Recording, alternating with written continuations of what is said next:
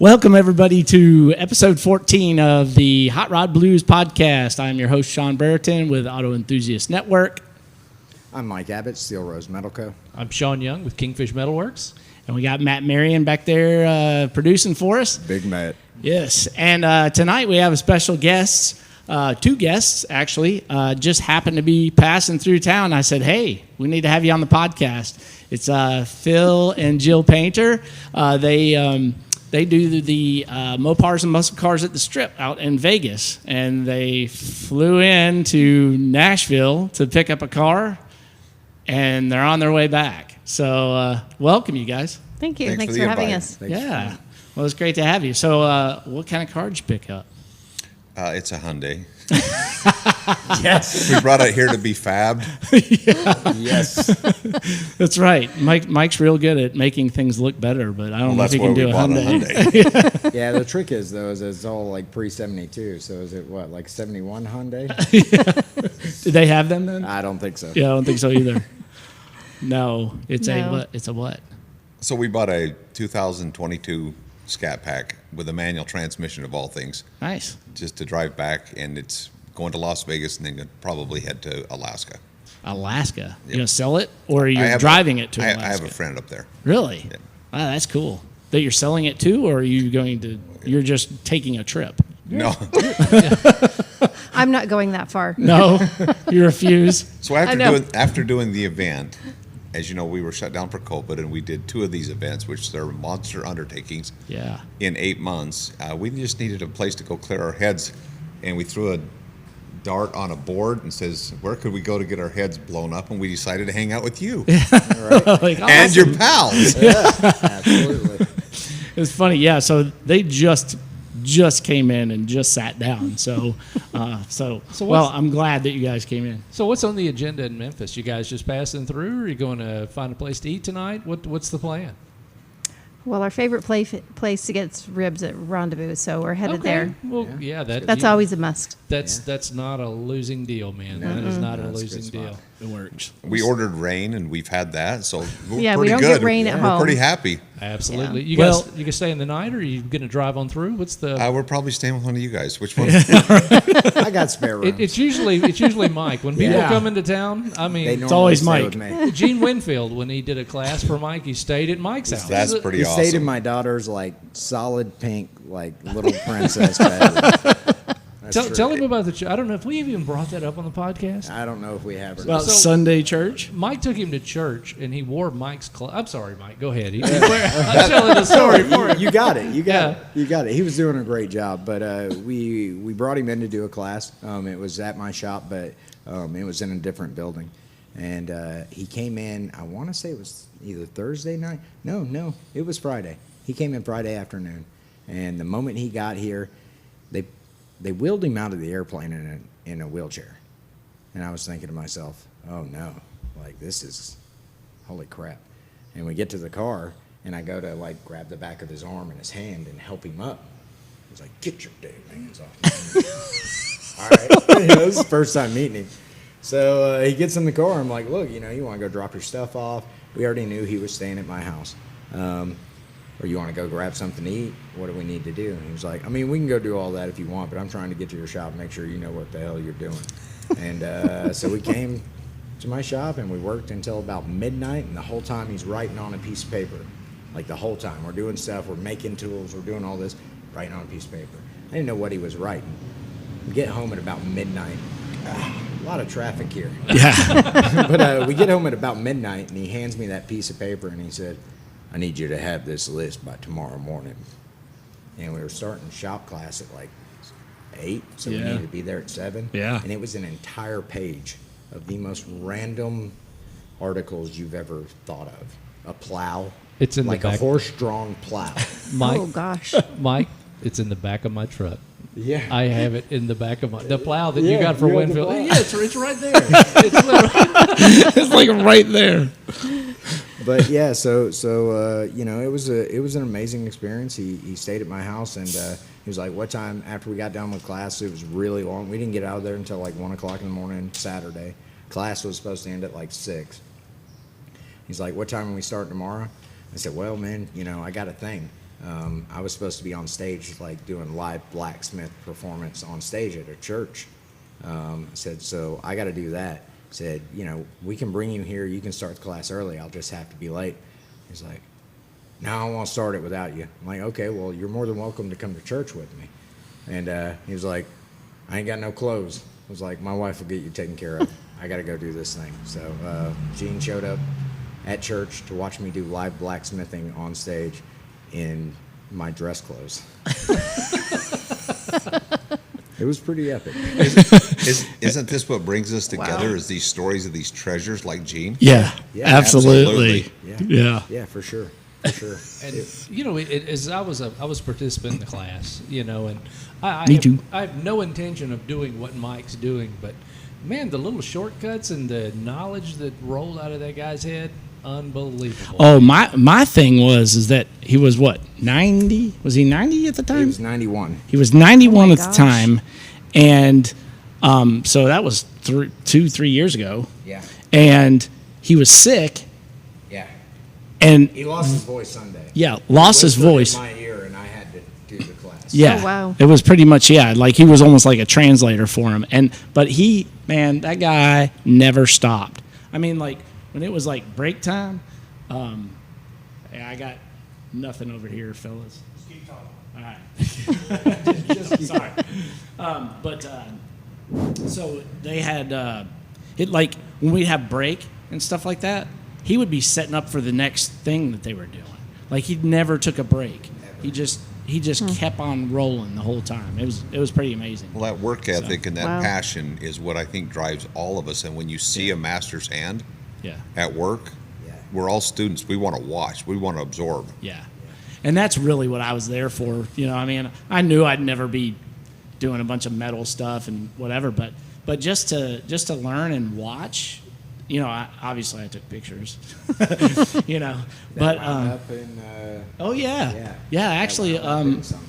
I can't remember. It was a Powermaster Performance used some of my photos from that class in an advertisement for, I don't know, his 92nd birthday or something, where it was pretty cool. It was pretty neat to see my photos in there. So it was like in Street Rodder or I guess it was Street Rodder at the time. I can't even remember if Street Rodder was around then or not.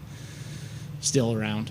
But it was pretty cool. So it was neat to see him do what he can do, In this day and age, that craftsmanship, we've got to get it documented while we can, because so many people have no idea what it takes to build something, and somebody like Gene that can just look at a project and give you a to-do list, Right. and then take those shortcuts, and when you're done, it's origami, but it's cool. Yeah. And it is such a treat to be around that and to be able to see that passion and that knowledge. And that's the cool thing about what we all do, is we get to be around those guys. Yeah, for sure. Yeah.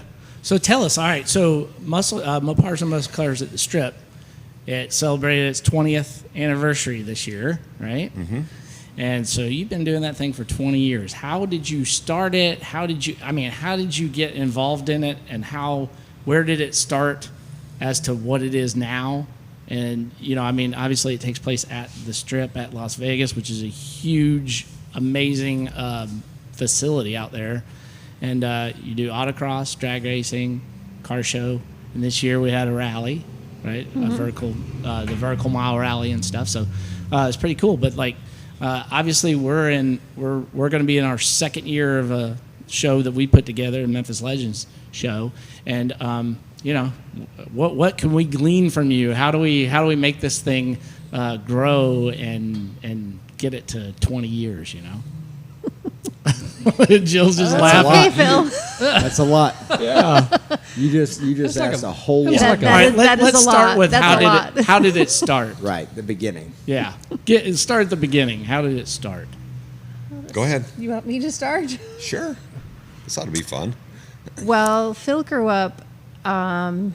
He grew up with all those models of cars, the 70s and the late 60s. So he had a passion for all those older cars from the get-go. His dad had a dealership, and when he saw him roll off the transporter and into the dealership, he was tugging on his dad's tail saying, I want one of those cars. And of course his dad was like, no.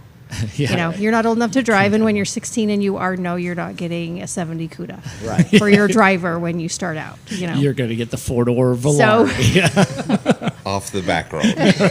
exactly. So I would say that's where his passion for the cars all started. Yeah. Was from there. Yeah. So how did the show The start? show started. Yeah. We had 3 different cars that we brought back here to the Mopar Nationals, and he had a bunch of guys saying, you know, we need a car out here. They were all just talking, you know, how guys are. Yeah. And we need a car in the West. So a show in the West. An event, yeah. Yeah, an event in the West. And that kind of got him thinking, and everybody was like, yeah, if you'll do it, we'll help you. Will you do it? We'll help you, you know. Well, ended up, Yeah. How Phil many did it. around, right? yeah. Yeah. So when it actually happened, Phil did it. I'll let you take over from there because you can go through all the details. He was on his way back from, sorry. Go ahead and you I'll tell. finish. This is best if you tell this part of the story. This is the good one. So he was on his way back from an event in St. Louis and got a phone call from the new track director that was at the Las Vegas Motor Speedway because he'd already, the one that was there at the time, he'd offered, you know, like, yeah, let's do this event. And they just cut him off. No, we're not even going to entertain you doing this at the, you know, here. It's not going to work. And when they got the new track director, Chris Blair, he was going through a book of things that had happened, and he wanted to get some things going. And he contacted Phil and said, hey, we have an opportunity. Do you want to take a look at it? I saw you had, like, tried to do this event before, but they, you know, said no, you know. So I don't know where he was at on his way home. He calls me, and he says, hey, they offered us the, you know, opportunity to do this event, and this was in the fall. And the event would have been in the spring, like it always has been. Yeah. And I remember my exact words to him were, yeah, sure. Yeah, you do this event. Yeah, sure. If you want to do it, yeah, go ahead. I was home with 4 children, the youngest being almost 3. And so he started, and I could see he was like, had his hands full. Yeah. And Phil doesn't go at anything halfway. It is full speed ahead, and he's going to do everything he can to make it work. That's just who he is. Yeah. So I said to him one day, do you want me to help you get the mail? I can pick the mail up for you. And he's like, yeah, sure. Do you want me to help you answer the phone? You can't answer 2 phones. So I had found a clip and put the clip on my hip. I had found a headset for the phone. So here I am So cooking you're hands-free with the dinner. kids. Yeah, I'm cooking dinner, answering the phone, have a child, 3-year-old on my leg. I mean, you know, it was crazy. Next thing I knew, I was just completely involved. So Yeah. How that goes. that's kind of how it, you know, how it got going. And the first year of the event, I don't know where Phil got it. I just remember being in the front and him saying, hey, we're going to put this map up of the United States, and let's just put these pegs out and see, have people put where they're from on there. By the time the weekend was over, we had all 50 states on there. Wow. And I think Canada, and I don't know about Mexico, but for Canada for sure. Wow. And we just looked at each other. We were amazed. We were like, holy crap, what just happened? Yeah. You know? See, somebody was right about needing an event out west. Yeah. It was pretty amazing. I mean, he can give you his version of the story, but that's the short version of my half of the story. Yeah. Well, the one detail that Jill left out is we had competed Always. at the Mopar Nationals 3 times with 3 different cars, a fully restored TA Challenger, a Hemi Cuda, and then we bought a lime green Challenger in Phoenix that a guy started by putting a 5.9 truck motor in it, and he tried to morph all of the wiring and everything else in it. And about halfway through, he just tapped out and says, I'm not doing this. So I wanted a car that I could drive with EFI on it. So we took this car and worked on it, and it was lime green, and it looked good in pictures, but it was rough. Yeah. And we took it on the power tour the first time, and we were in Phoenix, and this car fought us with a vibration because we didn't have the angles right in the Oh, The yeah. drive line. Drive line. and when we took it over to the power tour, I parked it, and I thought, if somebody puts a cigarette in the gas tank and blows this thing up, I'll be happy. And we come back about 2 hours later. I mean, this car fought us a lot. Yeah. And there's a business card on the windshield wiper, and I thought, okay, did I park in the wrong spot? This is just the end of a bad day. We turned it over, and it's the editor of Hot Rod. Yeah. I thought, okay, who's screwing with me? One of my buddies is doing this because Hot Rod, there's no way in hell they want to talk to me. Well, it wasn't long. They come over and said, we think this is the cutting edge of where this should be going. Would you be interested to do something with the car? Well, anyway, to make a long story short, we're putting this car together, and I was in a shop in a rough part of Las Vegas that did awesome exhaust. And the girl that waited on me all the time, because I come from a car dealership family. So Yeah. we're building trucks and stuff. And we've had all these pretty late model trucks in there. And she looks up at the desk one day and she goes, "Can you answer a question for me?" And I says, "Yeah." She says, "What in the hell are you doing with that green thing out there?" Pointing to the Challenger. Well, anyway, that Challenger ended up on the cover of Hot Rod. Wow. Awesome. And the best part of the car was we put a set of Budnick wheels on it, which nobody had seen on a muscle car at the time. Yeah. But it just set the car off. Long story short, we took that car and competed with it 3 different times at the Mopar Nationals and took second 4 times in a row. Nice. On the 5th try, we won the Mopar Nationals with the car. And the part of the story that Jill left off was we were driving from Ohio back to St. Louis to drop Jill off, and like a true brainiac car guy, I look over at my wife and say, I'm done. I'm glad to have this over with. And I says, "Honey, I'm going to go home. I'm going to sell the trailer. I'm going to sell the car. I'm done with this car crap." Lies, lies, lies. Every one of them. And that's when I got the phone call after September 11th, and the whole calendar had cleared. And you've seen the facility at Las Vegas Motor Yeah, Speedway. It's huge. It's Is quite that, is that facility, is that 20-year-old facility?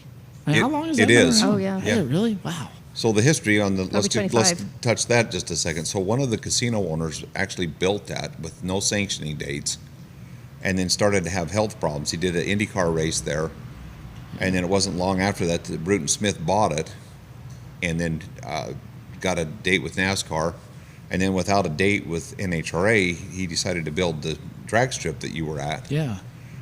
And so being able to put on an event there was like, this is a league that we've not been in before. Yeah. But when before I went in and answered the call from Chris, I mentioned to Jill we were going to go do it, and she says, "Yeah, how hard could this be?" Of course. and we go in and sit down with Mr. Blair, who now runs the track at Worldwide Technology in St. Louis. Okay. He turns a contract around, pushes it over to me, and says, "Now you understand this is a guaranteed contract. Win, lose, or draw, that's what it's going to cost to do this." And I had seen the financials at a couple of other shows, and it didn't really scare me because I just thought, if they can do it someplace else, we can do it here. There weren't a lot of these cars sold new in the West because nobody lived out there 50 years ago. All right. Yeah, I didn't think about that. And there's a lot of guys that are now 60 years old that were retiring from jobs in other climates and wanting to go out there. And we thought, we'll try this and see how it works. Yeah. And probably the coolest thing that happened, the track didn't tell me this. After I signed the contract, it was a guaranteed contract. Yeah. He says to us, "Yeah, we did an event while you were winning the Mopar Nationals. And we had 7 guys show up." And I mean, you talk about having the anvil go right to your toe. Yeah. It's like, holy shit, what did I just sign up for? Yeah. So we But just, that was August. August in Vegas, you don't want to be on blacktop or outside No anywhere. way. Oh, Wow. Yeah. Oh, man. so yeah. what was interesting was this same track director, when the first morning of the event, when I tell you that this overtook us, it overtook us in a way. You ask about events. The biggest problem that an event promoter can have is to have no one care about what they're doing. Right. And we had just the opposite problem. Yeah. But on the first morning when you mentioned Gene Winfield, we have the good fortune of being friends with Bob Riggle. So I contracted Bob to come and do a wheel stand at the first event. Dig that. He was sitting in the meeting with me the night before the event started. And Chris says to me, "Well, what do we need to prepare for? Are we going to have 14 race cars, or what are the numbers are?" And I says, "No, we've got 275 race cars." And he looks over at me and Bob and says, no shit. Really? And yeah, and then Bob says, yeah, and he's got their money too. I mean, I didn't know what I was doing, but what an endorsement from the Hearst Hemi Underglass driver. Right. And the next morning, Friday was supposed to just be a setup day. And when I tell you we worked around the clock. Yeah. We knew that guys that were into these 60s and 70s muscle cars, there was about a 10-year window. If we were going to capitalize on it in the entertainment capital of the world, we had to move. Right. And people started coming out of the woodwork and saying, if you'll do this right, we'll help you. So anyway, the bullet point here I wanted to insert is the morning that we were supposed to be set up for move-in, they were lined up clear out to Interstate 15, 4 wide. Wow. And Chris rolled over in his car and says, where in the hell did all these Mopar people come from? Yeah. And It was crazy. so Overwhelming. the advice I would give for event promoters is if you're not passionate about this and you don't have a real burning desire that keeps you in the garage at night, don't even try to do this because people see it. People can sniff you out. For sure. And if you're the real thing, like being in this shop right here, you can tell some talented hands are here. Yeah. And that's the advice. If you're a stockbroker, don't go be an event promoter. That's right. Because people Yeah. They'll see through it. genuinely, well, they not so much see through it. They want to work with people that are passionate because they know that what the end result is going to be a celebration of all of our passion, Right. not a way for a guy to make a buck. Right. Yeah. Absolutely. So that's a long answer to your question, but I think that's the best advice I can No. give anybody. That's a great answer actually, because that's probably the number one thing that I got while I was out there was how many times people were talking about you, and very rarely do you go to a show where people are talking about the promoter. Yeah, They rarely even know who they are. Yeah, it's my point. Yeah, I don't. The shows I go to, I have no clue who the promoter is. Yeah, and That's pretty I normally incredible. do, Yeah. but that's because I'm interested in doing shows. So I normally know who that guy Oh, is. whatever. you might know- whatever, Mike. Well, I was You gonna know, say- you're but- Mr. yeah. Mr. Perfect over here. No, right? no. Oh, I do. I but always you know might who the promoter is. but you might know who the person is, but I don't- you don't. I don't ever hear people talking Yeah, you don't about hear the name No. coming up. Yeah. And as I was going around and stuff, true. a lot of the autocross guys or whatever, and I'm not even asking the question. They would just say, oh, well, Phil's doing this, Phil, and it was eye opening to me that it was obvious that you were passionate about it, and that's why those people were passionate about it. Well, and very it's- hands-on. Yeah. Phil and contagious. myself, but especially Phil, has been very hands-on. You answer the phone. I mean, the phone gets answered by Phil. Yeah. I used to help him more, but I've had to go to work full-time, so he answers the phone. I answer the emails. He answers all the DMs, Yeah. So, A lot of fun for all that. yeah. I'm sure. Well, Yeah. that is It's quite busy, but Yeah. that's why. Shawn, that's a great compliment, and I don't hear it a lot simply because that's not our focus. Yeah. Our focus is not about us, it's about you. Yeah. Yeah. Right. If you walk away here hoping that there will be another show and counting the days till the next one, then we've done our job. Yeah. For Yeah. sure. Yeah. Yeah. If I'm looking for a pat on the back, I'm in the wrong business. Yeah. I'm in the Most- wrong lane. Like Yeah. he said, most of them aren't that way. I won't name out shows, but a number of the shows that I go to, like those guys are sitting in an office and they're worried about every person paying what they're supposed to pay. And normally that's the conversations in those offices. You can tell that they do not care less about the cars. They're not passionate, and maybe they started on passion, but it just ended up being about money. But most of them, that's the way it looks in the office while the show's going on. is There they're was barking out orders. an incident the year before Phil and I got married with his car that we had taken to an event, and he didn't check one box on his written application at the time, and they weren't going to let him participate at all. And so when Phil and I did this, and we'd driven, it was a 2-day drive, okay, to get Yeah. there. Right. And I said to Phil when we started, I said, we will not do that to people. No. No, they're our customers. We will make things work, and that's always been our attitude. I think that's made a difference. But there's a certain way you treat people, and For sure. someone who comes and travels that far from Canada, from Mexico, from Texas, or whatever, Right. you don't just give them a bunch of crap and say sorry. You know, you make things work for them. Yeah, y'all had. I heard Canada quite a few times there. I mean, how far is it from Canada to Las Vegas? It's a 19-hour drive. Is it? Man, I mean, it was more than once that I heard, that it's a Canadian driver. Or Well, whatever, once they got the border opened, and that would be something for you to really see next year, because the people south of the border and the Canadians, people don't think of Canadians being passionate, or people in Mexico. Yeah. That's car The people. Canadian people on the western part of Canada, they're as passionate. I mean, we had a guy make it all the way to the winner circle in the Battle of the Brands in a Ford Roadster with a Ford motor in it. Dig that. And the guys up in the tower were betting that he would make it to the finals just amongst themselves. Yeah. And they liked the car, and you should have seen the look on his face when he made it to the winner circles. Like, Yeah. I mean, when they climb out of the car Worth and oh yeah, that's why you do all of this. And I think that's what every person that ever wanted to do an event has to concentrate on is the hours and hours and hours it took to build the car, then to drive down here from Canada, and then to win the event. And you don't have to say anything. When he opens the door, out it comes. Yeah. And that is the coolest part of the event, is watching that emotion. Yeah. I've had people break down in tears.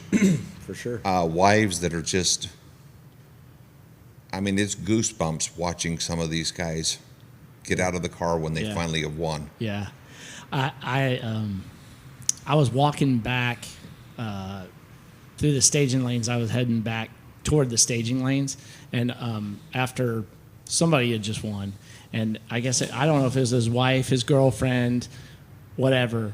He had just won, so he was down the other end or whatever. But she's on the phone immediately, and she's like talking to her parents or something, and like, we just won, whatever, and I got a couple of shots, because I was just like, you could see the elation of, that, like, oh my God, we won this thing, so it was really cool thing, so you're right. Kind of close, I think that, when the finals finally happened after the rainstorm. And by the way, I was going to tell you, you were talking about rain. Yeah. If you want it to rain in Vegas, you just invite me to come, because That's right. I've Okay. come to your event twice, and It's it rained? rained both times. I'm like, whoever hears of rain in Vegas. Well, you bring up a great point about catching that emotion, and we see it. But one of the things that promoters also need to do is they need to be conscientious that it's going on. And one of the things that's great about working with you is you see those moments, those moments that need to be captured. Yeah. For instance, you made the comment that you're not a race photographer, but I think you captured that altered wheelbase from San Diego on the back bumper, the light that you captured. Yeah. Everybody that's seen that has an emotion that comes out when they see that picture. And that's really what events are about. When you talk about how to have a successful event, is, it's not gasoline and chrome. You captured the emotion. So I sent him a note. Yeah. That's Joel Miner in San Diego, the Minor Threat. And he Yeah, put the Minor car Threat. right on the back bumper. It's called Minor Threat. Yeah, Yeah. minor. I love it And already. M- we M- just talked about yeah, that. M-I-N-E-R. Minor. Minor threat. M-I-N- he's a minor. Like, yeah. I love it Yeah. already. And he put it on one wheel. Really? Yeah, on the back bumper, one wheel, and it was a little out of focus, and because I hit it as it went up or whatever, so it got the one where it's standing on one wheel is slightly out of focus, but You're the but only it was person like, that will see I know. that. Well, Yeah. it's just, I was standing on the other yeah. side of the track behind his wife, and she videotaped because it pulled to the right twice. But what was amazing is after putting it on the back bumper and the car making a hard move, when he got it back down on the ground, he was stabbed the throttle and away it goes. So I sent him a note and I says, Joel, what the hell are you doing? He says, you asked me to come put on a show, man. he did. Well, I was focused on him because he was in the other lane. Like normally, the way I was taught anyway is if you're a drag racing photographer, you focus on the guy in your lane because you never know what's going to happen. If you have a 200 millimeter lens out there, and if you're focused on the guy in the other lane, Right. you don't see That guy could guy be- coming at you. He could be coming at you. So, but I saw him line up in that lane, and I saw him. I had pictures of him from the time before, so I was like, oh, well, I got to focus on that guy because I know he's going to stand this thing up, you know. Right. And man, did he ever stand it up! It was one wheel on the ground, and it went right, and it bounced twice, but I think he was on the gas when it bounced the first time. I mean, he was back on the gas and Wow. gone. There's an art to letting him down, and he knows that art. But Yeah. you know, the cool part about this is we're talking as a group about events, but it takes someone like you to capture those moments. And so many photographers are busy shooting and they don't shoot quality. When Shawn comes to the event, That's true. you're guaranteed that you're going to get a whole file of home runs Yeah. that are going to make people look at it and go, holy crap, look at my car. Yeah. And that's the difference maker, is having talent like yourself Thank you. capture those images, because he just does a fantastic job. One of the best I have ever seen. Yeah. There are so many Thank- people yeah, that that's say awesome. he's good for nothing. I am just so shocked. Well, I'm gonna if you guys are recording this, I'm going to say this is one talented dude. Show him a little bit of respect. He did one thing. Yeah. That's awesome. As long as I have one thing, I'm good. Just if I had one, I'd be happy. You know. Yeah. No, thank you. I appreciate His nighttime images, Yeah. The light painted photos.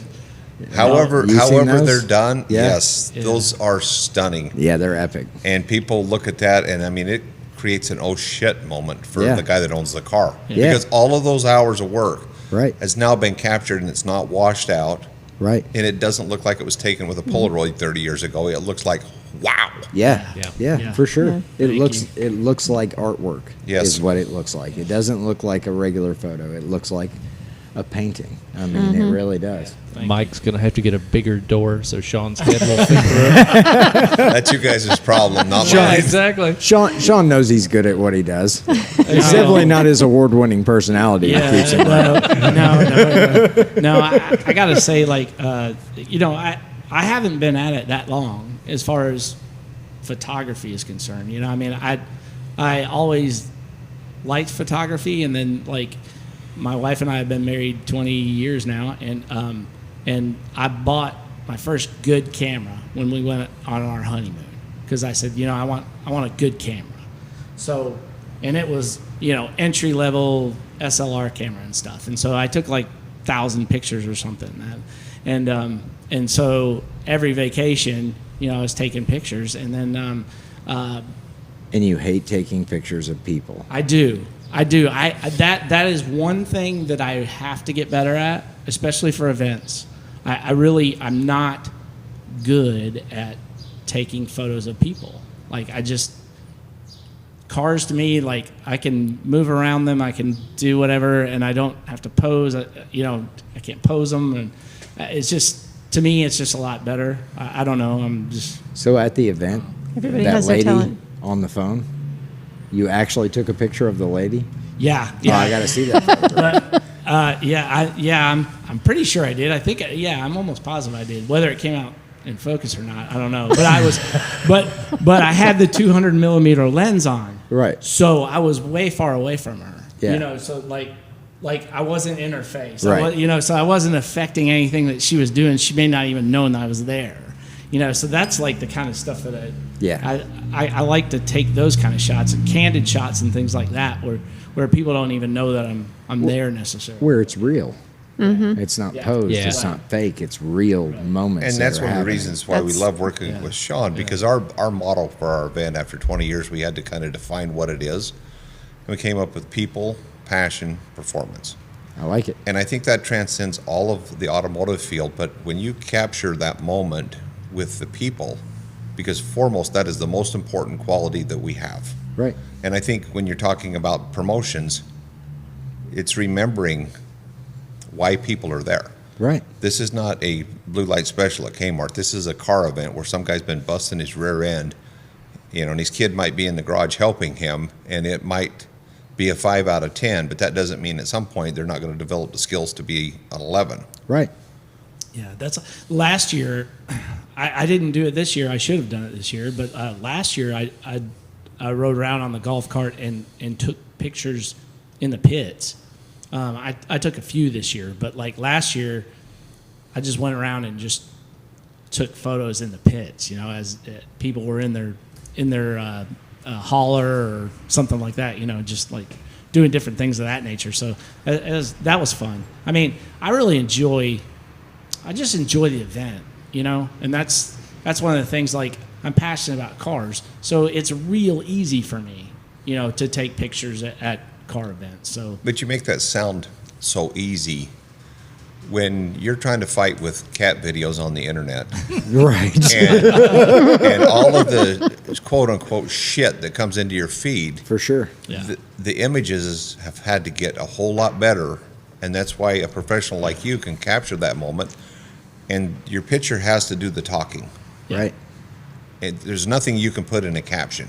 Right. yeah. The picture either gets it or not, such as the blue Roadrunner that you shot at night Oh yeah, for the Yours. leukemia victim Right. that the car was built for. Yeah, I got through with the event, and I thought to myself, I hope somebody captured a good shot of the Luke Adams project. yeah, And lo and behold, here comes your files, and bam. yeah. Got it. Good. Dig that. Yeah, And that picture, you cool. you don't have to put a description by it. Right.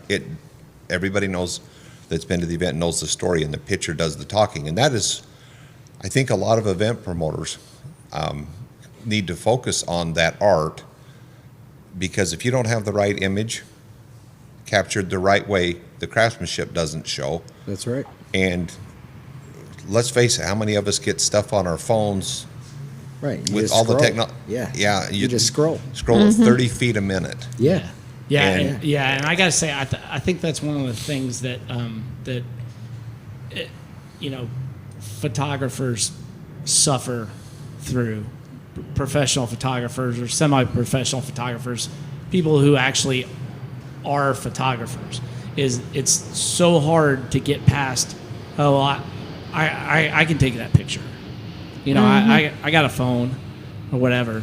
And it's not the same. It's not an edited photo. It's not, you know, there's different, like, I always tell people, like, I edit every photo that comes out of the camera. Well, this is simply put. There's quality, or there's Yeah. quantity, Yeah. because every photographer wants to come and shoot everything, and then there's quality. Yeah. Right. And you're the man when it comes to quality. Yeah. I appreciate that. Yeah. That's- Yeah. Aw. Yeah. We Give me such grief about this. right. We're gonna give him a hard time. These guys later, don't even off know what the air. hell I do. I do. He's a badass when it comes to a camera. He is. But we wound up going to the Race of Gentlemen last year, and we had wanted to go for forever. But to your point, The photos out of that. what sold us on that show, what made us want to travel, you know, across the world to go to that show and drive to that show, is just the photos. Like Yeah. we didn't know what we were getting into. We didn't really know. We knew they raced on the beach, but the only real reason why we even knew that is the pictures. But the pictures that come out of that show are so epic that people come from all over the world. It has nothing to do with anything people are saying about it. You know, I don't even know. Have you ever even watched a video from the Race of Gentlemen?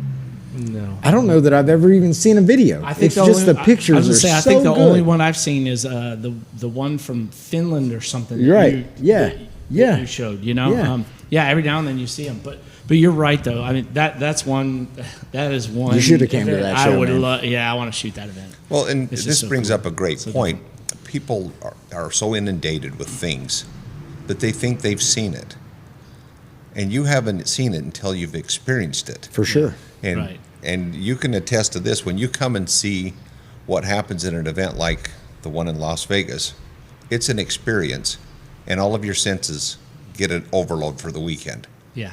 And that's why photography is so important to promoters, and what we're doing right here. Right. Being able to throw it around the table with passionate guys and discussing this, because we're not selling toilet paper. Right. We're selling stuff that makes our heart beat. Right. Yeah. A lifestyle. And if you can't tell that by watching this, change the damn channel. Right. You're in the wrong spot. right. But hit subscribe first. All right, sorry about the disclaimer, but hey, No, you're right, man. You're right. Totally. You're absolutely right. So I hate to shift gears, but we have to get this on air before we get too deep into it. Sure. So Ed Roth lived in your town. Well, so the story with Ed Roth is everybody knows he grew up or lived in L.A. Right. And one of the cool things about Ed Roth is Chip Foose's personal assistant attorney, Carson Lev, grew up watching over Ed Roth's shoulder. Really? Yeah. And finally, because Carson's mom, if I got the story right, was working as a ticket taker at NHRA.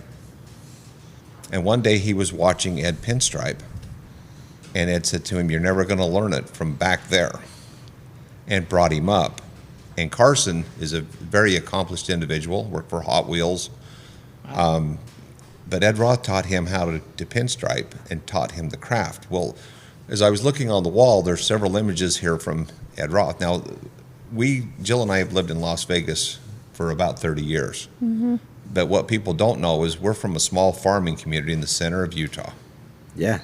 Yeah. Not The best exactly people the come hot from there. not exactly the hot rod mecca that Memphis is. No. Yeah. If you had a pair of thrush mufflers on your car when I was a kid growing up, you're pretty much Super Shops material. It was a Right. hot rod. Yeah. So Well, you're in good company because Shawn Young came from a place called Coldwater, Mississippi. That's about a one-horse town. I came from a place called Johnson, Kansas in the Midwest that might be 1 mile square. Where'd you come from? I'm from Syracuse, New York. So. New York City. No. Upstate New York, man. Yeah. And Matt, you're from a little small town, aren't you? Yeah, about 400. 400 Yeah. people. Yeah, so you're in good company. Really? Yeah. We're all small town boys. Every one of us. Yeah, he still lives in small town. Yeah, I'm still small town. Yeah, Well, you still live in small town too. by choice. Kind of. I like small town. Well, so your Yeah. question about Ed Roth was, so growing up right in the center of Utah is a town called Manti, Utah. And the story goes when you're talking about Gene Winfield taking Gene to church, our claim to fame to match that story was we've been in church with Bob Riggle. And how Ed Roth ended up in Utah was the Mormon missionaries in white shirts knocked on his door one day in L.A. Right. Okay. Yeah. And he was looking for a change. Anyway, to make a long story short, he changed what he was doing in life and then moved to this little town in Utah.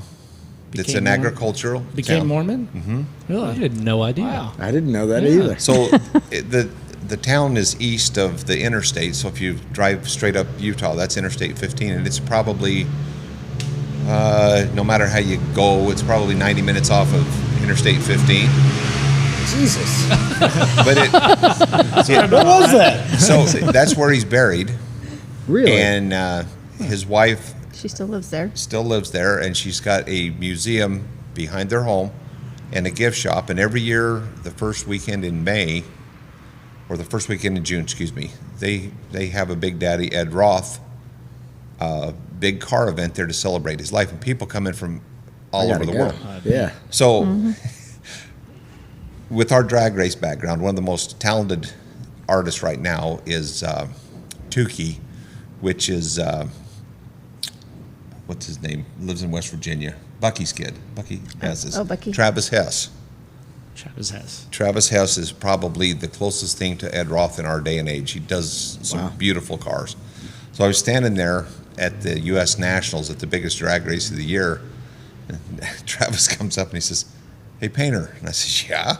He says, I understand you know where Manti, Utah is. He says, "Well, you must be wanting to know about Ed Roth." Well, anyway, had moved away, but that's where Ed retired to. Yeah. And that's, if you look on their website, it's the first weekend in June every year. But they have a big celebration. Some of the stuff that you have on the microphone helps and things like that. Yeah. All these fabricators come in and donate awards, and all these pinstripers from all over the world that have taken that style and tried to Yeah. take it forward.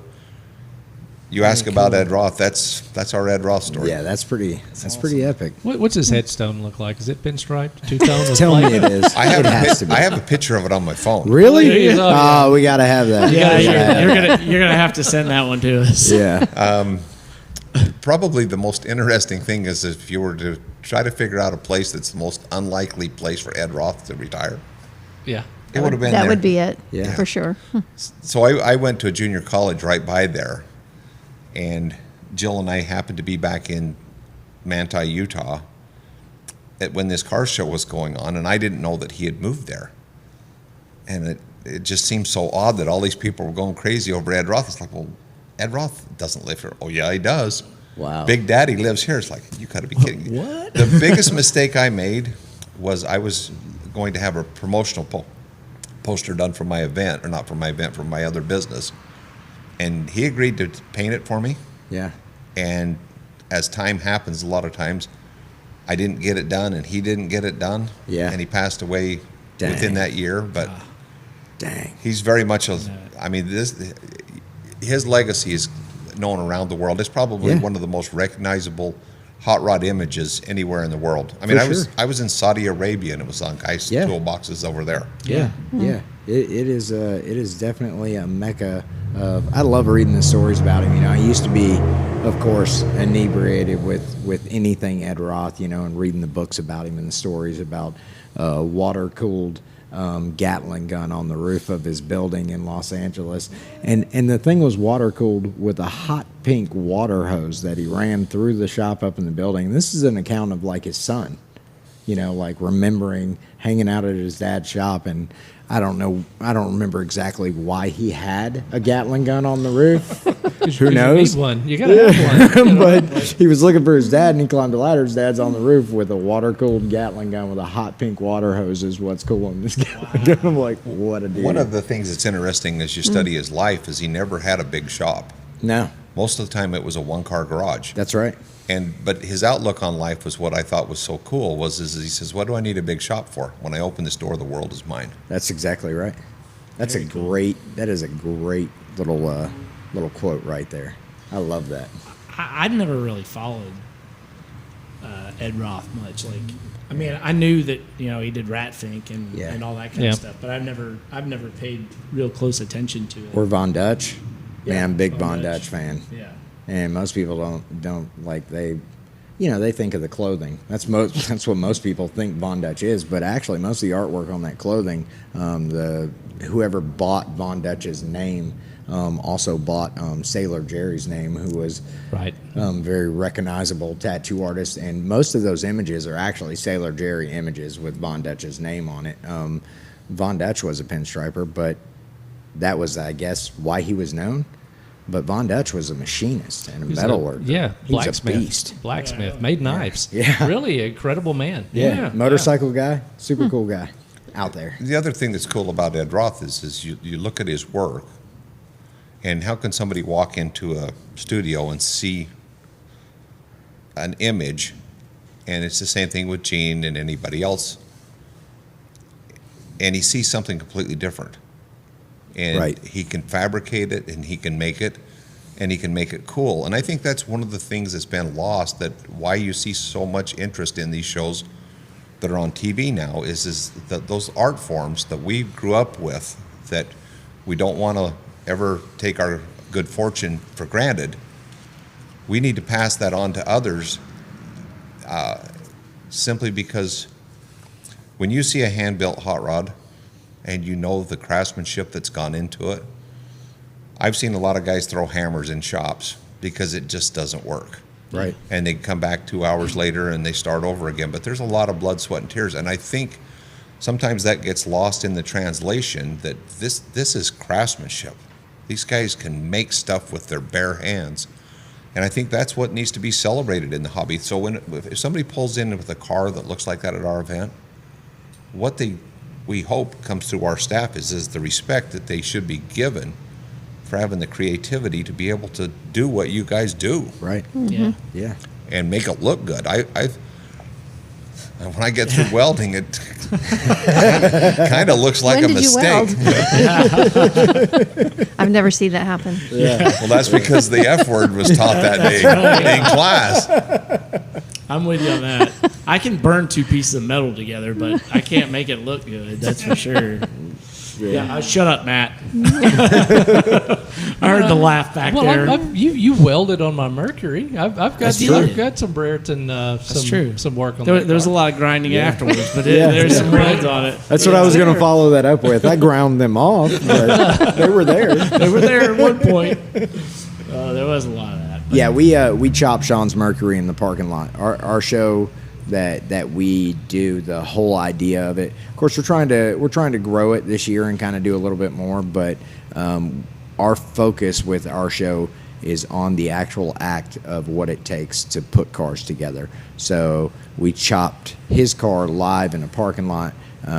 We had a lot of demos of guys gas welding. Another guy that we know, I'll say his name, Lonnie Johnson, did some gas welding demos in the parking lot. And actually showed people were able to come put hands on so they could actually attempt to gas weld. We did bead rolling demos, and they could actually bead roll. Another buddy of ours, Gene, he does like aluminum, like buck riveted, old world buck riveted bomber seats.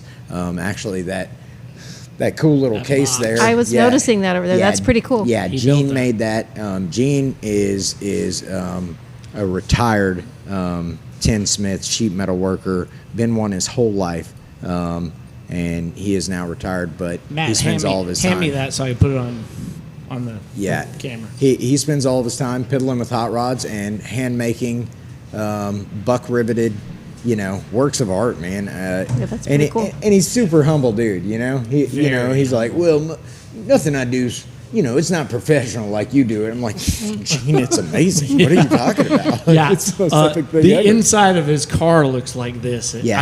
I mean, there's got to be a million rivets in the inside of the 31 Ford Tudor, and it is Yeah. amazing. Yeah, so that's kind of our That whole will be idea. that will be in Modern Rotting. Yeah, well, that's and- coming. Yeah, I'm fixing to write it. It's also episode 15. Yeah, right. Yeah, episode 15 is So there we actually go. Gene. Yeah, we're gonna have but, Gene. But that's our idea for a show is we really want to showcase the people and the skill and the time that it takes to actually make cars and what that looks like. Because, seeing it on TV is one thing because that's edited. You can chop a car in 30 minutes on TV. Well, in real life, there's a lot more to it, and we want to kind of show that and hopefully inspire. My goal normally is anything that we do, I'm trying to inspire the next generation. I'm not worried about competition. I want you to open up next door. Please do. Start doing what I do. I want to see it. There needs to be more guys, and it seems like there's always a void in hot rod world. Because they need skilled labor, and there's just not people out there wanting to work, make things with their hands. So I'm trying to promote that as much as humanly possible. Well, one of the people that's really trying to push that is Mike Rowe from Dirty Jobs. Yeah, Yeah. for sure. That you need people that are pipe fitters and plumbers, and there is. Yeah. I mean, these are. That was a perfect. dude I want to meet one day too. Get him on your show, and I'll That'd I'll be fly so back here and I'll cool. sit in this chair and I'll be quiet while you interviewing because I'd like to be on a fly on the wall on that Yeah, one. that would be epic. It would Yeah. be Oh, so yeah. awesome. Mike Rowe, if you're out there, Let's do it. He's Let's not make it happen. watching us, but please. it's Kev. You never know, right? Yeah, yeah.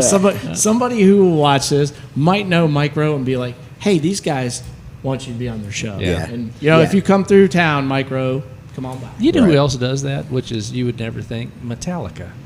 They they sponsor a lot of scholarships for trade schools. Sorry, what you guys TV. didn't know. It's a Yeah. What you guys didn't know is this street is called Hollywood, but this one block section is known as Hollywood Dragway. Yeah. Oh. It's crazy. Yeah, That was a 4-wheeler with a guy with no helmet on. yeah. Which is We don't wear helmets here. yeah, right. Helmets. It is illegal in Tennessee. When you bring up Metallica, look Yeah. at how this all transcends into music too. yeah, Right. The It passion does. behind it all. For sure. Yeah. Amen. Billy You know, Gibbons and Well- James Hetfield. Yeah, absolutely. Hetfield's whole collection is at Peterson. Peterson. Really? Okay. He donated his collection to the Peterson. What? Really? He donated it? Epic. He I'm can't sure drive them no I'm more? sure it's a really, really good write-off. No, he's just building more. Yeah. Just building more, right. What does the Wow. car guy need? More cars. You ain't got Well, space.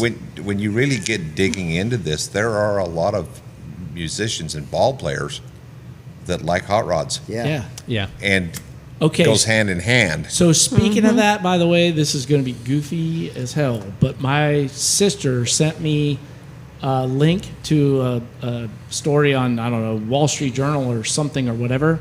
Lady Gaga has a huge car collection, I believe that. and I'm talking like muscle cars and stuff, not just Yeah. yeah. What was like that movie muscle that cars. she I was like, in what? that? It was a Tarantino movie with the pussy wagon in it. No, Can I say that- pussy wagon on there? Probably not, but all right. That's I not just did. That's not Lady Gaga. That's not. No. What was that's- that? Oh, what was her name? Lady Gaga wasn't in that movie. No, not God, even- I should Uma watch Th- more Uma TV. Thurman. I don't watch TV. Uma Thurman. Uma Thurman. Uma Thurman. That's not the same person. It's No. not. I gotta watch Definitely more not. TV. Lady Gaga You can tell by the sing. I don't names. know if Uma You Thurman can tell by. I thought it was an alien. But no, but I mean, like she's got hot rods, and she's got a '65 Lincoln. She's got I like a 70 something Nova. She's got a El Camino. She has Lamborghini. I mean, but she has like Yeah. a lot of cars. Really interesting. That's surprising. An original Bronco, like a '72 Bronco or something. And yeah, really. Wow. So interesting. you asked what we drove up in, and I told you we just bought a 2022 Challenger. Did you guys Yeah. ever think when we were younger that the car companies would circle back and touch on that muscle car thing again? No. Like you mentioned the Never. Bronco. Yeah. Yeah. Yeah. The Broncos are in Moab right now doing Yeah. all this weird stuff. Oh yeah. And if you're a Bronco fan, you ought to be out buying one of them because they're pretty awesome. But I Yeah. mean, Yeah. to have a chance to buy a Mustang or a Camaro or any of the stuff that we all grew up with, and if you start looking, the manufacturers are all going after each other again. Yeah. Yeah. That's the thing we're trying to capture with the event is get off the sidelines and come out and play with this. I mean, you saw them in the autocross. Yeah. People think their car is traffic till they go out and start running through cones, and then they start having the holy shit, look at me stuff. Right. Yeah, absolutely. For sure. Oh yeah, because I said it last episode. I say it all the time, but autocross to me is the best introduction to how to drive a car that you will ever have, because it doesn't matter what kind of car you go out there with, you will have a blast. It'll be it teaches you how far you can take a car, Exactly. and it's safe. I mean, you spin out at 30 miles an hour or whatever. But you in a also then parking lot. respect the car the next Right. time, and you know that if you're on the rain, you better not be flying down the highway. Right. And you understand how the car actually works when it gets into super yaw on one side or another. You know how far you can go. It's. I mean, I road race too. So like I spun out this weekend Yeah, I seen that video. multiple times. Did Yeah. you? Yeah. Yeah, I see seen that it. video. Yeah, that's on he there. spun Yeah. out. Yeah. Yeah, at the end of the straightaway, going into Spun out on the straightaway. going into the carousel at 115 probably. Wow. Yeah, so that was a little butt puckering moment, but What were you driving? you know what I was driving. Shut up. Miata. Drink. Yeah, drink. Got it. They make fun of me every time I say that. No, we've started a new game. We're actually gonna start keeping whiskey on the podcast, and every single time somebody says Miata, because it happens every podcast, we all have to take a shot. So by guys the end will of the right, we'll be plastered by the end of the podcast. It'll be epic. I haven't drank alcohol since 2004. Well, Well, you'll get hammered really fast. call a cab. Yeah. But no, but I think somebody knocking at the door, man. It's one of your friends. Yeah, they can go away. That's probably his best bet. Yeah. But the anything with autocross road racing, and even we were talking to Clay Milliken. We had Clay Milliken on. Then he lived close to here. Yeah, Yeah. he's up in Drummond, Tennessee. So we had him 2 episodes. Yeah, two Yeah. episodes ago. Look at you And, guys. Yeah, Right, yeah, right, it's right. special. I know of people here and Yeah. there. But Clay was, him and Doug Herbert have a program called the Brakes Program Yep. that teaches teens how to drive in situations, real world situations, and I really think that there's not enough of that out there. Oh, I agree, 100%. It's everybody goes out here and they're out on the interstate flying back and forth in between cars and all that. Let's and stop they just this don't right understand. here. Yeah. All these videos you guys are watching with people roll racing out on the highway, go to the racetrack Absolutely. and try this for a year before you try that on the highway. Right. Because if you put that Hellcat sideways at 140, the consequences are pretty rough. Yeah, for sure. So go to the racetrack and learn how to use your product before you put on the big ball pants and go out there and want to do a cool video. 1, 2, 3. Yeah. Jump on it. Zing. No, that's why we do events. Yeah. That's the Yeah. reason why Phil's dad wouldn't let him have a 70 Challenger when he was 16. Smart guy. His dad smart was guy. wise to That's that. incorrect. At 10 years old, I tried to get him to order me a 70 Hemi Cuda. Okay, at 10. Couldn't But you get wanted it him there. to keep it till you were 16. Yeah. Well, my dad started me out and I have 55 and it was a 6-cylinder, 3 on the tree.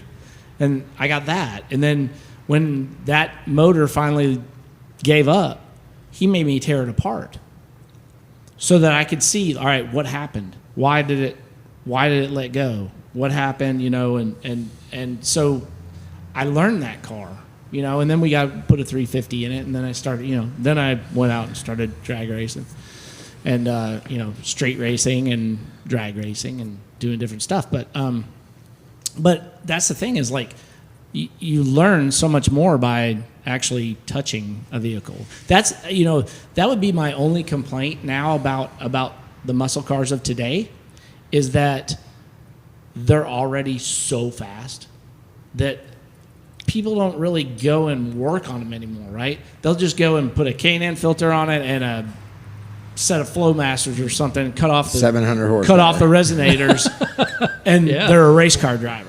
The So- problem with that is they go from kindergarten to a college education in a day. Right. And Right. there's all these steps. And that's why they're wrapping them up. And that's why you do events. Yep. Right. Yep, absolutely. And we said it. I don't know if you guys know, but Memphis International Raceway is supposedly shutting down here. So that's one thing that going out to Vegas. That's why I was surprised that that facility is that old. I didn't think it was that old. I thought that was a brand new Well, it's a very nice facility. It's very It's awesome. state of the art. But when you talk about here in Memphis, them wanting to shut that down, if I lived in Memphis, I would be going to every elected official Right. and talking about the importance of being able to keep that drag strip and keep people off the highways, because you can go buy a bullet at the dealership and make yourself 84 payments or 96 payments at $1,000 a month. And if you've got the big balls, you can go have somebody remote tune that car, and it's now 1,000 horsepower Spear. Right. yeah. And you might have a 10-cent brain. Yeah.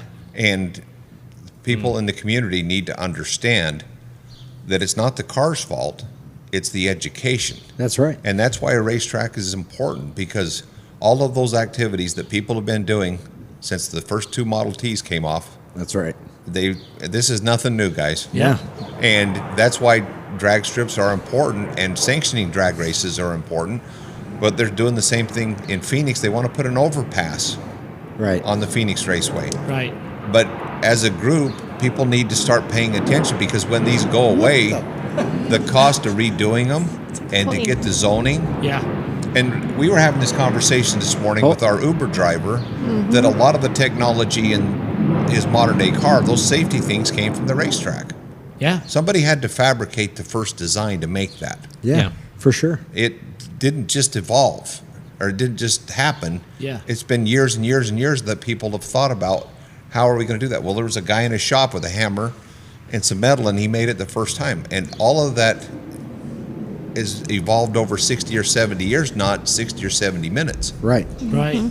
By the way, you can tell that you came from the background of a dealership because you just popped off them dealership numbers. Like, I mean, You should 96 payments at Oh, 1,000. I was boy. like, wow. Let me tell you, when it comes to that, he can be kind of scary. He's a deadly weapon in that area. I was impressed. I was like, dang, he just knew that off the top of his head. Well, we bought a car with a manual transmission in it, and this is no lie when you're talking about where we are in 2022.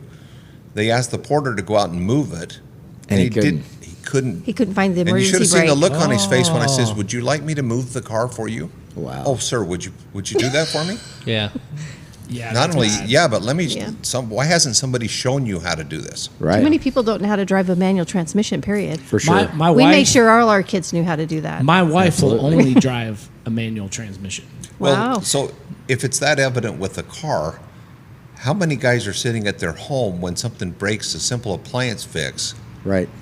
and so Call somebody else. But Yeah, if don't even you're try. doing shows that are based on fabricating and making stuff work, it's going to help a 45-year-old accountant have the confidence to go try. For sure.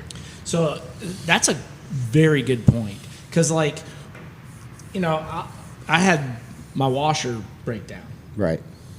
I would have never torn into that thing, Yeah. you know? Right. But, like, as I've gotten older and know a few more mechanical things, Yeah. I was like, hell, I'll tear it apart. It's already broke. Yeah, it's broke. Right. Can't break it anymore. So why not? And then the next thing you know, it's like, oh, you know, it's just a belt or whatever, or something came off, whatever. Normally it's real simple. easy. My wife thinks I'm awesome because I can fix things Don't around the house. don't tell. Yeah. Hey, stop with that stuff. Yeah, that whole thought process. We do a shop night, open shop night twice a month, and it's free. It's wide open. Anybody and everybody can come. That's awesome. It doesn't matter, and it's always tripped me out. We've been doing it. How long have we been doing that now? 3 Months, years? yes. No. I'm Two or talking 3 about years. total. Yeah, probably 2 or 3 Yeah. years. Now Yeah. you're thinking about COVID. At least 3 years. Well, if you want to count, the stuff you were doing in Lakeland. Yeah, I mean, yeah. It goes back, man. It's probably closer to 4. That was Yeah, before so- my time. Yeah. So we've been doing that for a while, and one thing that's always like. Yeah, when we were out, okay, yeah. Yeah, sorry. out in Lakeland. Yeah, I was doing that, yeah. He just got his memory. I'm 150, man. It's tough. right. But what tripped me out about that is the age range of people that comes. Oddly, well, actually, it's not odd at all. It's very rarely younger people. The average person that comes to those is anywhere from 60 to 85. And 60-year-old guys like, yeah, man, I bought a project car, and I was hoping I could pick up some tricks because I want to restore it at my home garage, and that's the whole reason why we did it, is for those guys, because those guys are never bringing a car to me, like they're not. They bought a project car and they want to fix it themselves, and I respect that. So let's show them how to do it a little bit better. But it does surprise me at the age range of people that. Because in my head, of course I'm mechanical, so I'm thinking, you're 60 years old, You don't know how to do this, Like- right? Probably the But first still, time that yeah. they've had the time and they were Right. humble enough to say, I don't know how to do this, but I'd like to Right. learn. For sure. I'm teachable at this point. Yeah, Mm-hmm. yeah. And you got to respect that. For sure, absolutely. Yeah. I think it's great. Yeah. I'm like, more power to you. Anything I can do to help you, let me know.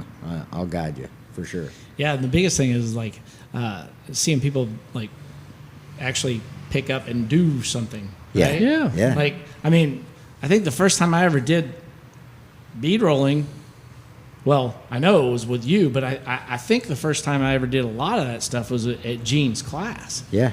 When he came, and it was like rolling on an English wheel. Like, you look at somebody just going like this, and you're like, oh, that's easy. You just roll it back and forth. It's hard as hell, man. You can't get that thing. Like, it goes wherever you want, and like you have to think backwards to the way that you want it to go, and then it starts curling the opposite way, and it's like, it's crazy how hard it is. Yeah. It looks, you see it on TV, and they're just going like this, and it's like, okay, well, I'm gonna make this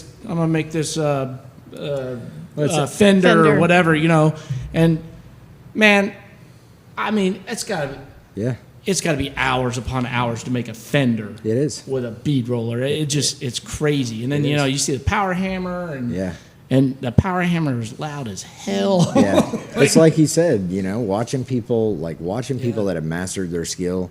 Like, of course, it looks easy. You watch a painter, you know, that is a painter, and they're painting this beautiful picture. You're like, you know, it's like you remember Bob Ross? Anybody ever watch Bob Ross? Oh yeah. You know what I'm saying? Like, he's walking you through it, you know, and it's beautiful mountainscape. I can tell you, I was that 10-year-old kid with the fan brush and the scrapers. And I'm like, doesn't look like a mountain. I don't know what I did wrong, you know? But like watching a master do what they do, whatever it is, music, you know, sculpting, anything, like it always looks easy when they're doing it, you know?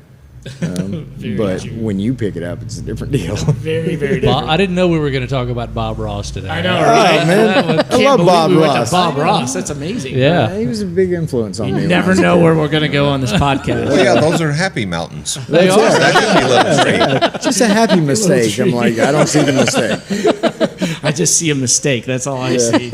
That's funny. Funny side story, and this has nothing to do with anything other than Bob Ross. When I was a tattoo artist for a living, one of my buddies that I tattooed with, big Puerto Rican guy, he fantastic guy. So he started watching like old episodes of Bob Ross and started bringing these paintings up, and they were epic. It looked just like Bob Ross did. I'm like, that is amazing. That is amazing. Like straight up mountainscapes because he was watching old things of Bob Ross. I still have some. I'll have to. Good for I'll have him, to show man. him. Yeah, That's they were epic. hilarious. Nice. So you've got a 2022 out there. Do you have any old cars?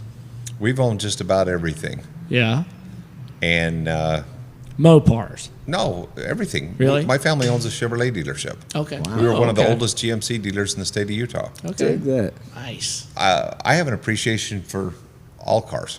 And I Yeah. think that's what we want people to understand when we have opportunities like this is you know, I don't go into Baskin Robbins and order vanilla. Right. Yeah. I can have an appreciation. I mean, I look around this shop and my head it just spins at what amount of work it's taken to get these cars to be in this shape that they're in. And I think that's where people say, oh, yeah, we're going to go to a car event. I'm going to spend 2 hours. Well, you missed the forest for the trees. All right. There's much more to dig down and see here. So the answer to your question is why would I not buy a new car? I mean, I've just helped broker 3 jailbreak cars, and those start at 800 and X amount of horsepower, but they're unlimited. What you can do, and you still put a warranty on it. Yeah. Right. God. Yeah. And Jill and I were just mentioning how nice this car drives going down the highway, Yeah. and it's getting. We had a bet on what the fuel economy would be between Nashville and Memphis. Yeah. I think I won. Yeah. Yeah. So, besides the fact that you probably won, but Yeah. you know, one of the things Gotta happen every once in a while. in hot rodding is there's some great styles with the older cars, but there's also some modern technology. I mean, look how many people are putting LS motors, Right. drive-by-wire, all of the things that are going into these cars, and we don't ever try to give car events or our version of cars a description that we expect everybody else to understand or to agree to. We think that cars are based on everybody's passion.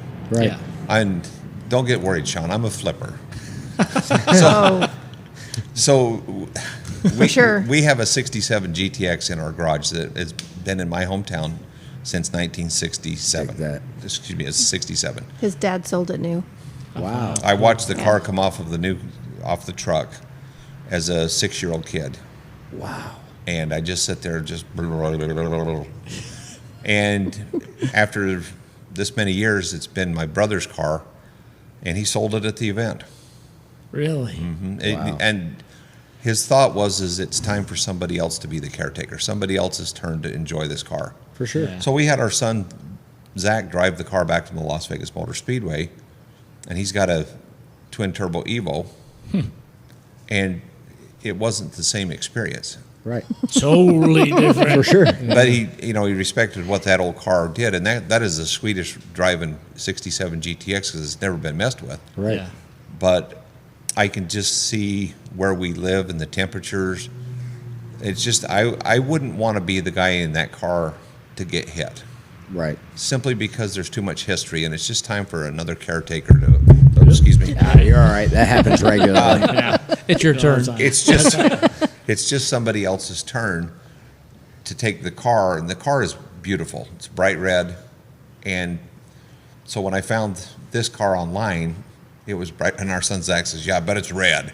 Yeah, when I told him what he bought a car, he's like, I know it's red, Dad. But after doing this for 20 years, and go back 20 years ago, I promised Jill I was done. Yeah. I've been around some of the most awesome cars. For instance, we had a fabricator in Utah. Took a 70 Cuda body and morphed a 6.7 Cummins in it. Wow. And, everybody was pretty sure that it was easy to do. And he's like you. Right. He had more hours in the hood than most people have in their car. Right. And when you've been around the touch of the master's hand as long as we have, I guess we just like variety at this point. Yeah. Yeah.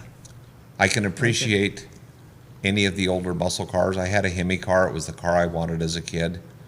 But this won't last long. Right. Right. Yeah. I mean, we'll drive it and enjoy it, but I want to move on to the next car. I mean, Yeah. I want a ZL1 Camaro. Yeah. See, I don't know. I can't ever get rid of anything. I got rid of my Oldsmobile, and I still miss it. Like, I'd buy that car back in a heartbeat if I win the lottery. or whatever, I'm that way around some of them. I had a 70 Cutlass. It was the first, I guess, muscle car hot rod that I ever bought, and I bought it myself right out of boot camp in the Navy. And it was cool, and I enjoyed it, and I had a good time in it. But I'm not looking for it. Yeah. It's somebody else's turn. Right. Yeah. But I don't know, the Mercury though. That's the car. Yeah, that's the one. Yeah. That's the one. I mean, that's how I am with the Chevy. I mean, Yeah. the Chevy's never going to go anywhere. The Fairlane may go one day. I mean, but it has a lot of sentimental value because my dad built it. Yeah. But the Oldsmobile though was just so different. It was just so. It was so I think different. it was so cool. I think it was the music video or whatever it was of the girl booty dancing in the back seat. That's right. That's right. That happened. It was in a music video. Yeah. Jesse and Noah. Yeah. They're the Bellamy, the son of one of the Bellamy brothers. Yeah. Really? What? I've never heard this story. You've never heard this story? No. I watched the video. Yeah, you haven't seen the video? We got to show you the video. yeah. It is ridiculous. Is it? You'll think it's epic. You'll love it.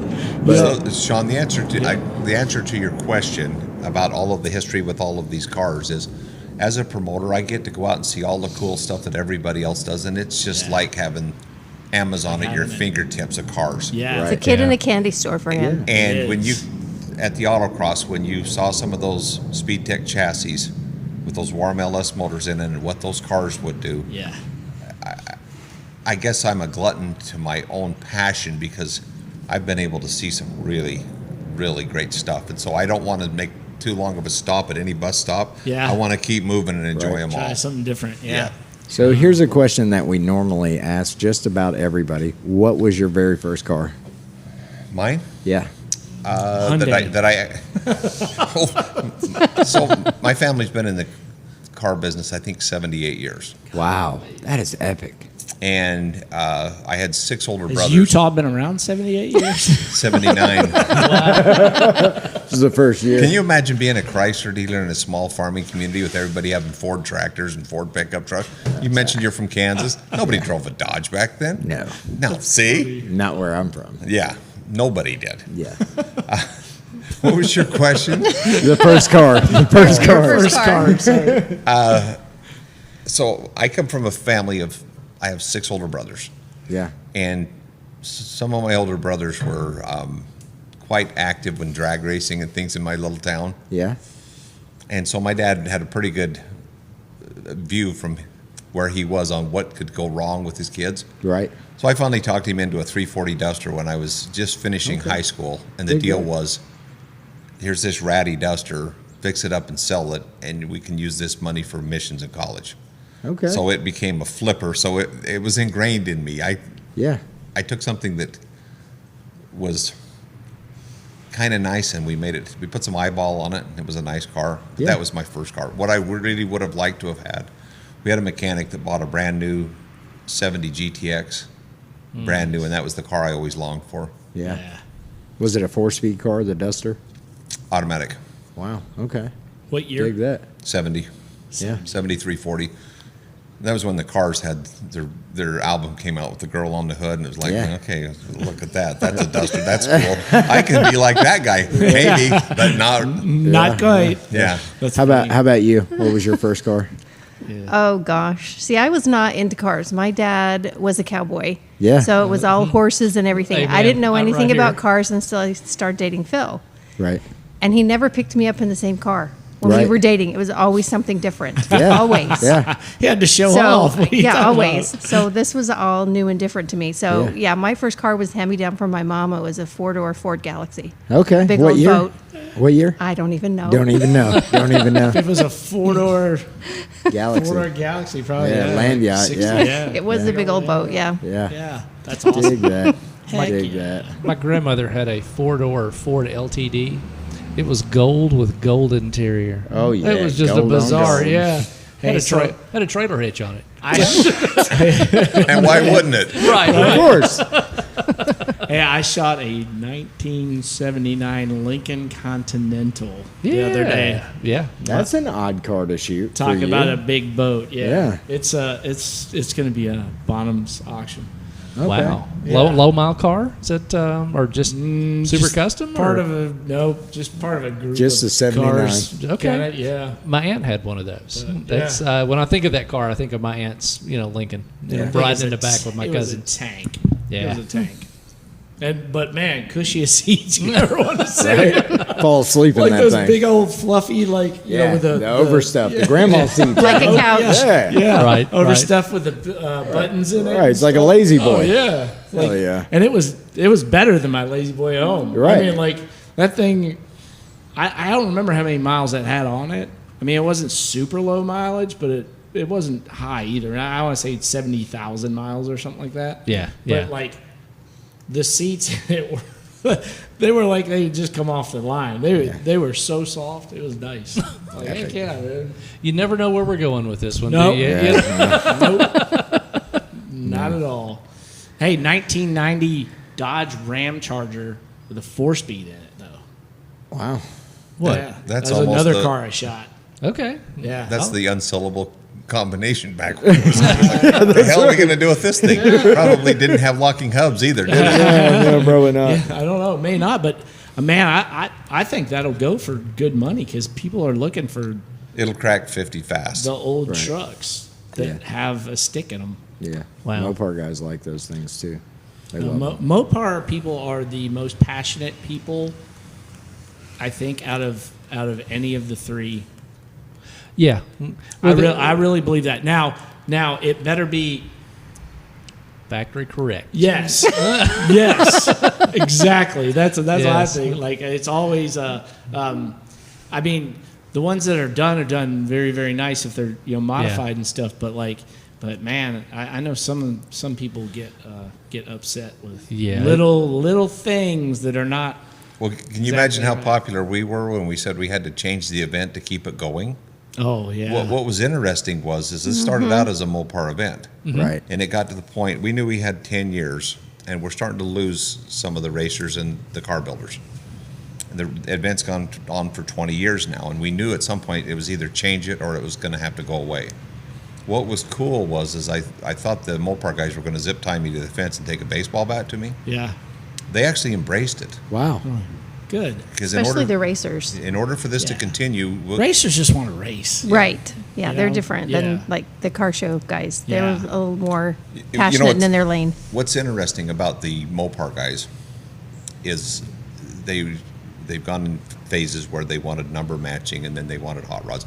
But at the event this year, we probably had a 50-50 split, new cars versus old. Wow. Yeah. And you can stand there and look at a 70 Cyclone, or you can look at a Cougar or a 70, whatever, you name the car. Yeah. But when you roll up to the staging lanes and there's a Challenger and a Camaro and a Mustang sitting there with a parachute on the back of them, Oh, wow. Yeah.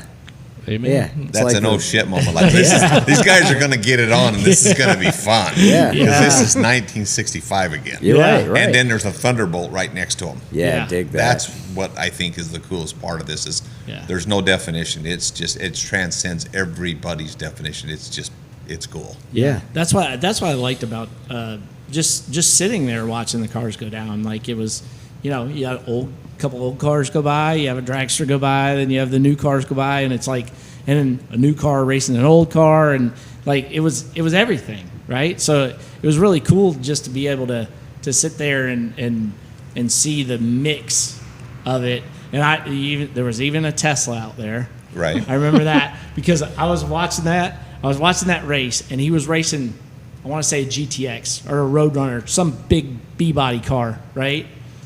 And it was bracket racing. So it comes down, of course, the Tesla's like a 930 car or whatever. And, man, I think the car in the other lane was like a 10-something. So he left first. He left good. And that Tesla went down, man. Everybody, like you could just feel the tension of people being like, come on, man. Let Come the on, Mopar man. win. Yeah. And then, Please. that Mopar won, and everybody was like, woo! Stupid electric car. I know. I was like, I feel kind of bad for the guy at the Tesla, but No. but then again, I'm like, if there was ever a bracket race car, a Tesla's got to be the most God, perfect. yes. Yeah. I mean, it's got to be the most perfect one because it's got traction control on it. Right. It's like everything is. It'll run the same number boom, every boom, time. boom, should run it. I on feel like the that's number every cheating. time. I do. I That's agree. cheating. I agree.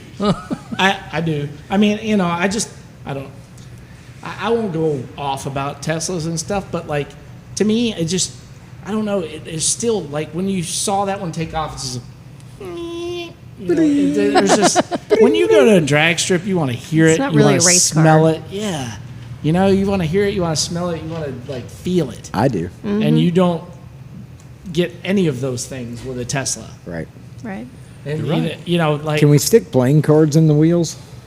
it would make it better. It would make it louder. That's for sure. I'm just saying, I'm probably screwing myself now, but I feel like if I manufactured something that was like a grown-up version of playing cards for the wheels, so those cars actually, like I'd be on to something right there, There right? you They'd go. sell by the billions. You can start your TikTok channel on that. I'm telling you, like I don't know, carbon fiber playing cards for your wheels so it actually makes a noise. Maybe they should light up too when they hit. Yes, absolutely. Or the equivalent of a Coke can stuck in the wheel or whatever. I don't know how to do it. To but- match the underglow underneath it. right. go. So what's next for your show?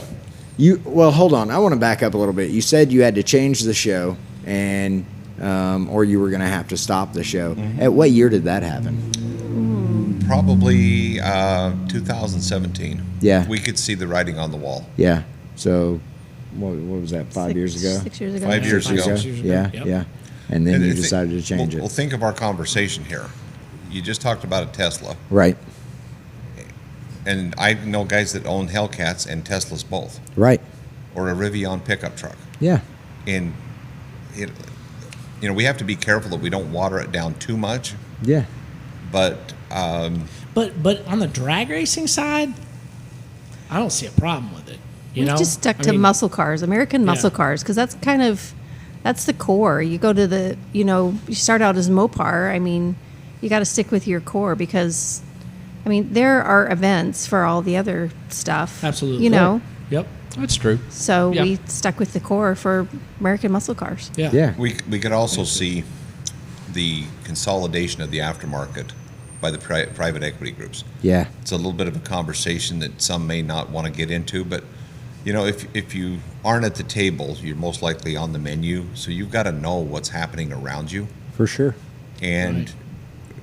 you've got to become relevant in those circles, because you used to could go to an owner of a business and say, you sell products directly to this consumer, would you like to be part of this? And the answer is yes. And now that those companies have been consolidated, you go back to that same individual and he says, well, I got to go check with accounting.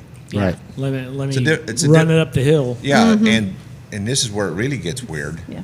is the number of things that people want to talk about as far as followers and engagement. Oh yeah, sure. What you can do to.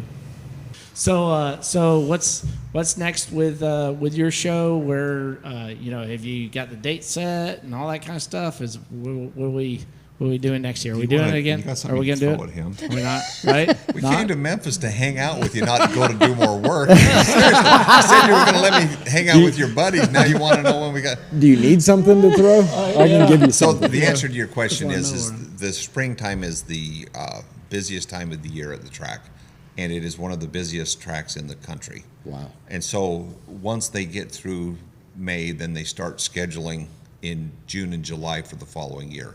So the answer to your question is there is just a little bit of a break here for us to be putting the event away. We're not through yet, but they'll start scheduling through the summer months because everything that we do in the event is at least 9 months out. Wow. Yeah. Okay. Okay. Yeah. So it's normally always in the spring. Obviously, last March, year April. COVID. Yeah. COVID Yeah. was off. But yeah. Normal schedules March, April.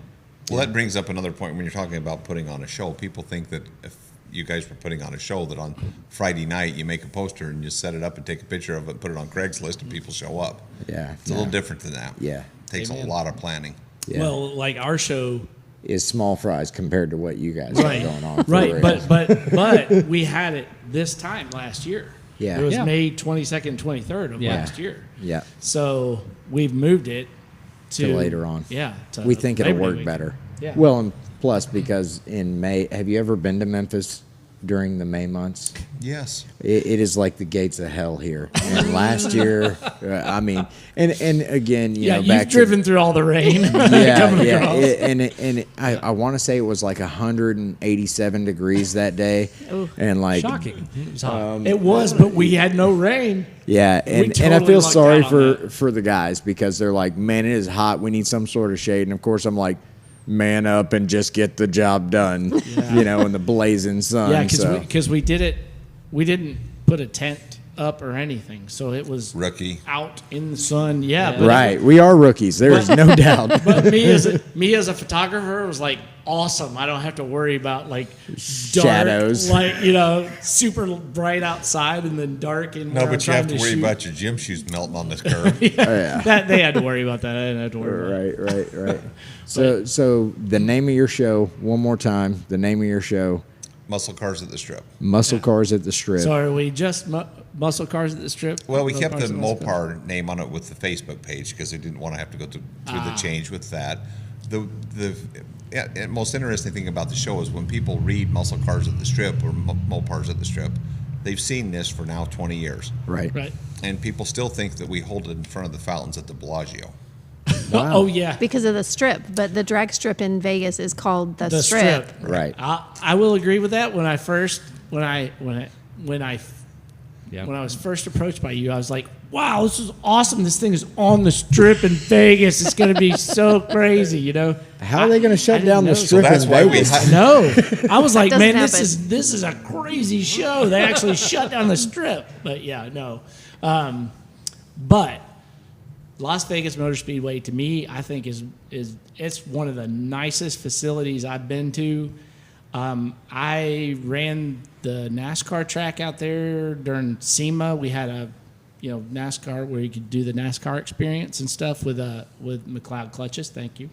And that was, it was such a great event. And like to me, MIR is 36 years old this year, and you comparing the two, you could see why this one is not as successful as that one, because those guys have taken care of that facility and maybe expanded it. I don't know if it started out as big as it is, but it's got a road course, it's got autocross spots, it has NASCAR drag racing, it has everything, and it has space, and it's well taken care of.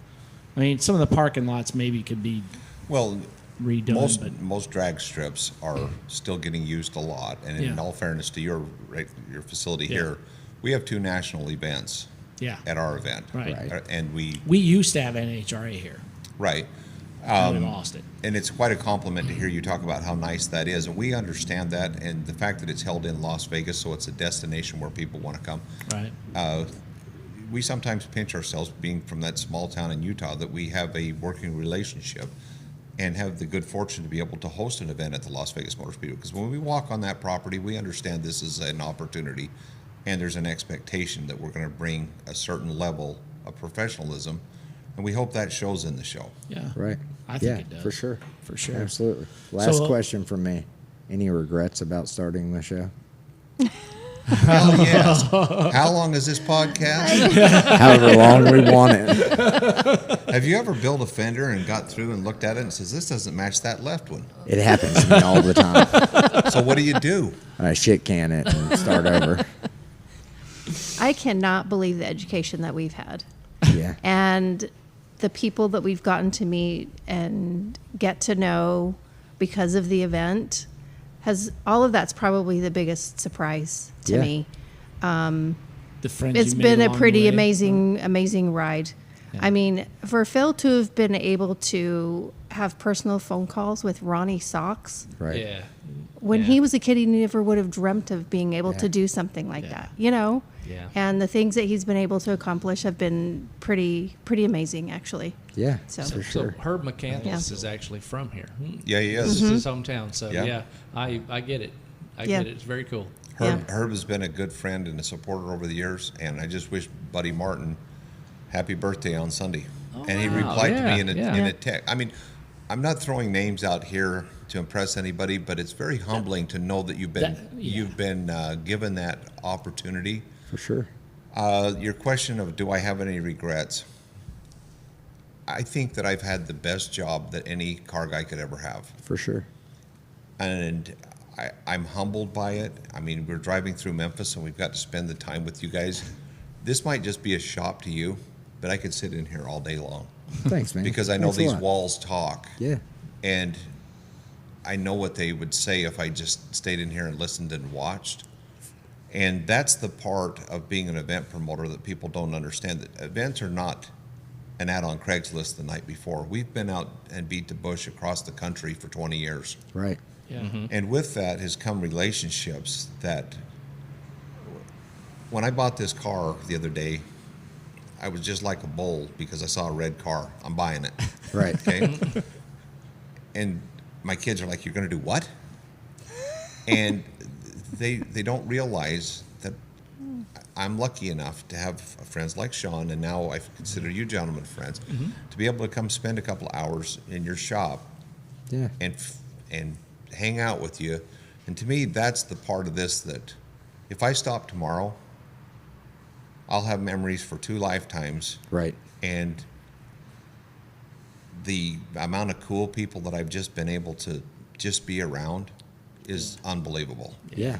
Absolutely. You know, you mentioned Ronnie Socks, and we talked about St. Jude's. And what I think people who haven't been to events don't really, if they don't understand that they should, this passion, most of these ladies and gentlemen have big hearts. And when there's a cause, like with Ronnie's foundation, people have given a lot of money to underprivileged children and to cancer victims over the years, and it's just to be part of that and to watch people dig into their pocket to help somebody else if it wasn't for that, it's just metal and noise. Right. Yeah. For sure. But the people part of it is what I like the best. Well, Yeah. I was going to say one of the things that you had a video last year of it wasn't Wounded Warriors. What was it?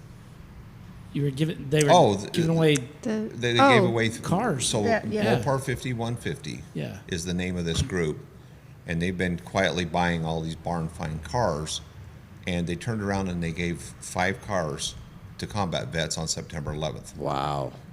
And the cool thing about doing the show on September 11th, we had to do it at night, and we knew that there was a lot of pent-up demand and people just wanted to get out. And you were there. Yeah. Loved it. I loved it. Well, you loved it, but you brought the damn rain on Friday. He always does. It was at like 4:00.